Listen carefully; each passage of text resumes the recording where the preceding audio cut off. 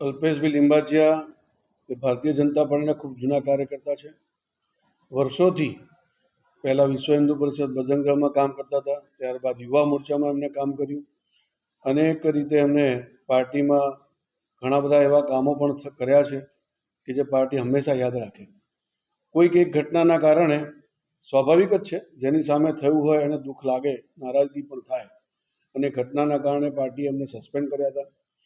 પરંતુ લાંબા સમયથી એમની રજૂઆત હતી અને એમના વર્તન, વાણી અને વ્યવહાર એમને સસ્પેન્ડ કર્યા પછી પણ હંમેશા પાર્ટીને મદદરૂપ થાય એ પ્રકારના જ કામો કર્યા છે. અને બધું ધ્યાને રાખીને પ્રદેશ મોવડી મંડળ સમક્ષ એમની અનેક સમયથી રજૂઆતો હતી, અને રજૂઆતોના આધારે પ્રદેશ મોવડી મંડળે એમને પાછા લેવાનો નિર્ણય કર્યો છે.